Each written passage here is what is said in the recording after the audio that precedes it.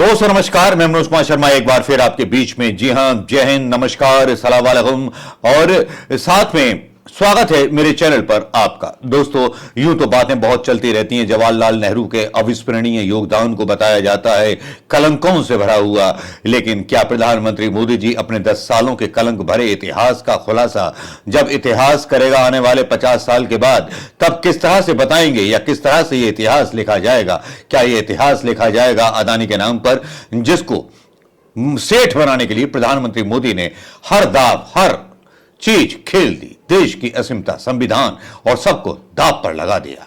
प्रधानमंत्री मोदी और अमेरिका के राष्ट्रपति ट्रंप की सोच यह है कि अमीरों के हाथ में या उद्योगपतियों के हाथ में संसाधन दे देने के बाद जो है देश की तरक्की संभव है या देश के बेरोजगार युवाओं की तरक्की संभव है। हालांकि ये हमने पिछले दिनों देख लिया जब योगी राज में लोकसभा आयोग के बारे में एक आंदोलन चला और वो फैसला वापस लेना पड़ा। दिल्ली से डांट पड़ी, केशव प्रसाद मौर्य ने इसकी घोषणा की, लेकिन योगी ने घोषणा नहीं की। लेकिन अचानक से योगी जी का यहां पर प्रादुर्भाव थोड़ा सा अलग हो जाता है और केशव प्रसाद मौर्य का प्रादुर्भाव जब होता है तो उसके बारे में सोशल मीडिया पर कई टिप्पणियां निकलने लगती हैं। ठीक उसी तरह से जब इतिहास याद करेगा इस भारतीय जनता पार्टी के उस राज की जिसमें कई मुख्यमंत्री ऐसे कहे जाएंगे जो कठपुतली थे और कई ऐसे मुख्यमंत्री कहे जाएंगे जो इतिहास में अभूतपूर्व विद्रोह कर पाएंगे या मोदी का सामना कर पाएंगे या मोदी को शिकस्त उसकी पार्टी में दे पाएंगे। हालांकि ये बातों को कहना जल्दीबाजी होगी, लेकिन कुछ ऐसे पत्रकार हैं जो पत्रकार सवाल उठा रहे हैं। उन पत्रकारों की तरह जिन पत्रकारों को अपनी औलादों को जवाब नहीं देना पड़ेगा कि जब लोकतंत्र लूटा जा रहा था, संविधान लूटा जा रहा था, तब पापा आपकी कलम खामोश क्यों थी। इन पत्रकारों में कई पत्रकार हैं, रवीश कुमार, प्रसून कुमार वाजपेयी, बहुत सारे पत्रकारों की लिस्ट है कि जो अब यूट्यूब पर बहुत मुखर होकर के बोलने लगे हैं। मेरा आंदोलन उसी दिन खत्म हो गया था यूट्यूब पर जिस दिन ये सारे राष्ट्रीय चैनल के पत्रकार यूट्यूब पर आ गए। मैंने समझ लिया कि मेरी वो क्रांति जो 4 साल पहले शुरू की थी यूट्यूब पर, वो सफल हो गई। मैं उसके लिए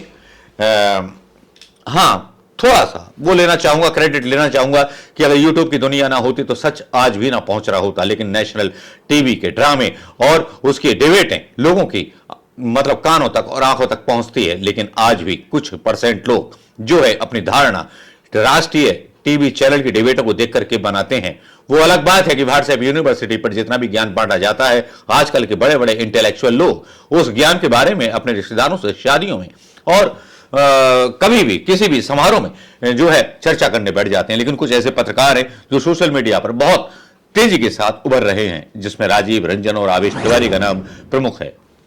आवेश तिवारी जो हैं काफी मतलब ऐसे सटीक जो है ट्वीट डालते हैं कि उसके साथ डॉक्टर राकेश पाठक जिन्होंने किताब लिखी थी इस इंडिया के बारे में, उनका नाम मैं मुख्य रूप से लेना चाहूंगा। हालांकि हम लोग तो बहुत पीछे रह गए, लेकिन अच्छा है कि ये लोग आगे बढ़ गए। राजीव रंजन एक खुलासा करते हैं, बोलते हैं कि भाजपा के हर जिले में नए कार्यालय बने, 600 से ज्यादा नई जमीन खरीदकर दिल्ली में 5 स्टार का दफ्तर बना। इतना इनका खर्च कम से कम 5 से 6 हजार करोड़ होगा। ये सब कहां से आया होगा? साथ में एक वीडियो पोस्ट करते हैं राजीव रंजन का, और वो किसी वीडियो मतलब चैनल को इंटरव्यू दे रहे होते हैं। खैर हम दिल्ली में नहीं चैनल इंटरव्यू नहीं ले सकते, लेकिन उनके विचार अपने सब्सक्राइबर्स तक, अपने दोस्तों के बीच तो कम से कम शेयर कर सकते हैं। देखिए राजीव रंजन साहब क्या कह रहे हैं। हैंडलिंग अलग अलग है। भारतीय जनता पार्टी के 700 जिलों में 500-600 जिलों में हर जिले में 5 करोड़ से ऊपर का पार्टी का दफ्तर बना है। नई जमीन खरीद के नए दफ्तर बने हैं। वो कब? 2014 से 24 के बीच में। तो 700-600 जिलों में मान लो 500 में ही बने हो। 6 करोड़ 7 एक 1200 स्क्वायर फीट का घर खरीदने में तो 60 लाख 70 लाख 1 करोड़ रुपए मिल रहे हैं। तो हजारों वर्ग फीट में इतनी आलीशान बिल्डिंगें, सेमिनार हॉल, एयर कंडीशनड और इतने फर्नीचर, वो 10 करोड़ 8 करोड़ से कम होंगे।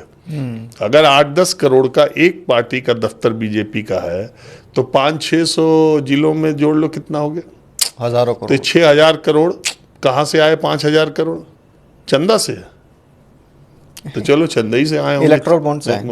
हाँ तो और अकेले बीजेपी का जो नेशनल हेडक्वार्टर है हाँ, जो दीनदयाल मार्ग वाला हाँ, और उसके सामने जो अभी सामने भी बना कर- है, हाँ। कोई अंधा भी देख के कह देगा कि ये हजारों करोड़ का वो प्रोजेक्ट, तो 5 स्टार होटल जैसा लगता है, कभी आप निकलो वहां से। तो हजारों करोड़ का प्रोजेक्ट, तो ये कहाँ से आ रहा है सब? तो चंदे से आ रहा होगा, 10-10 रुपया भारतीय जनता पार्टी के सदस्य दे रहे होंगे।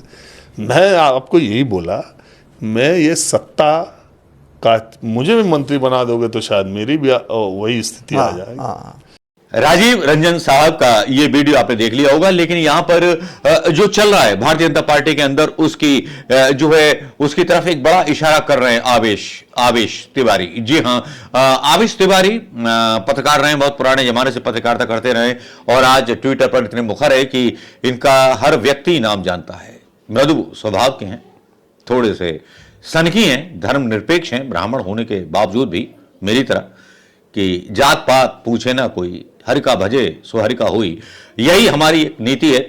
और दिल बड़ा हो, ब्राह्मण कहलाने का अधिकार उसको है जो पूरे ब्रह्म को आत्मसात कर सके।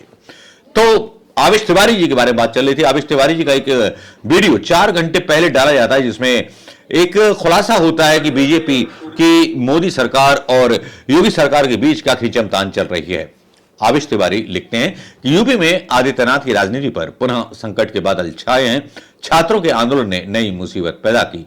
उधर घरेलू मोर्चे पर तमाम विफलताओं के बीच जरूरी निर्णय केशव प्रसाद मौर्य ले रहे हैं। योगी की एक खासियत है, जब जब उनकी कुर्सी फंसती है तब वह कट्टरता की शरण लेते हैं।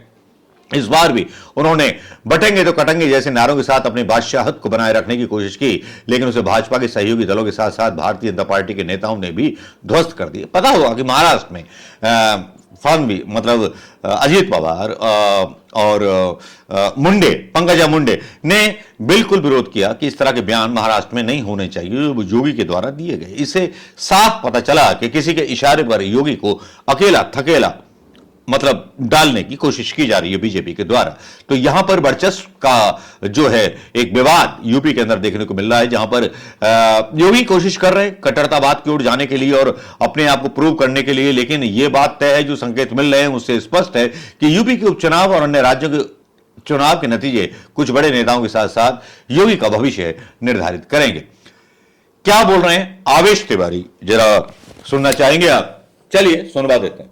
की विफलता जो है वो शाह के हाथ लगा वह हथियार है जिसका इस्तेमाल करने से वो कभी गुरेज नहीं करेंगे। आप लाख कट्टर हो लेकिन सरकार चलाने में विफल है, ये बार बार साबित हो रहा है। तो ऐसे में मुझे लगता है कि उपचुनाव के परिणाम आएंगे जब, तो एक बार कोशिश और होगी। राष्ट्रीय स्वयंसेवक संघ खुद भी इस समय योगी की राजनीति और योगी के काम काज करने के तौर तरीकों से खुश नहीं है।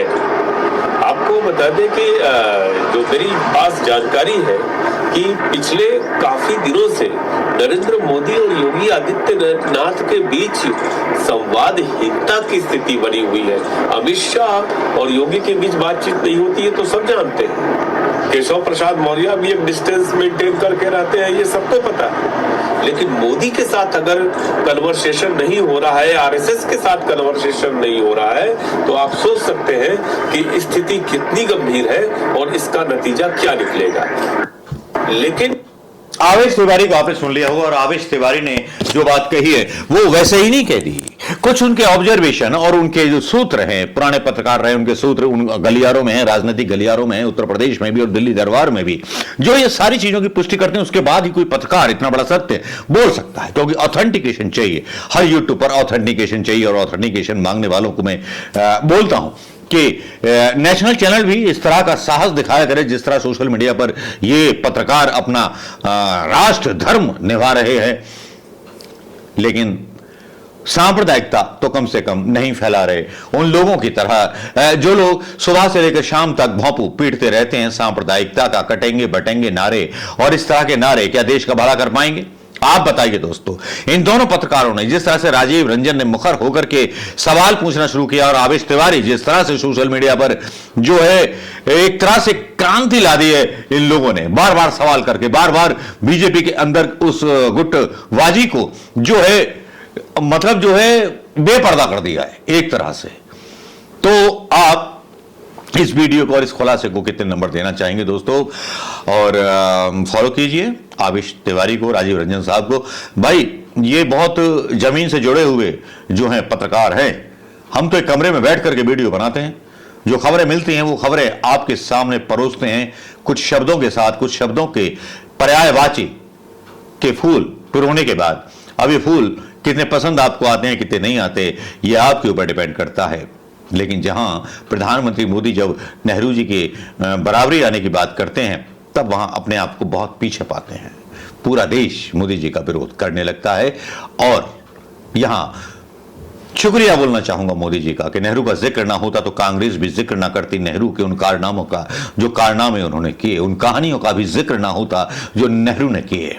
इसका जो है सारा श्रेय प्रधानमंत्री मोदी को जाता है कि पिछली 70 साल के कांग्रेसी सरकारों ने कितने बलिदान दिए। राजीव गांधी, इंदिरा गांधी और पता नहीं कितने इतिहास के पन्ने सोशल मीडिया पर खुल गए कि जिससे प्रधानमंत्री मोदी जी थोड़े से बौने और नंगे नजर आए। ऐसे सम्राट नजर आए जिनका लिबास उद्योगपतियों ने सिला है, जिसमें वो नंगे नजर आते हैं। उस नंगे राजा की कहानी तो आपने सुनी होगी, जिसने बोला था ऐसी ड्रेस बनाओ वरना सर कलम कर दिया जाएगा, जिसमें मैं बेशुमार मतलब शानदार लगूं। और ऐसी ड्रेस बना के दी कि हवा से ड्रेस बनाइए राजा साहब, निकलिए, सारे कपड़े उतार कर ड्रेस पहनिए। लेकिन किसी की हिम्मत नहीं थी उस तानाशाह राजा के सामने बोलने की कि आप नंगे दिखाई दे रहे हो।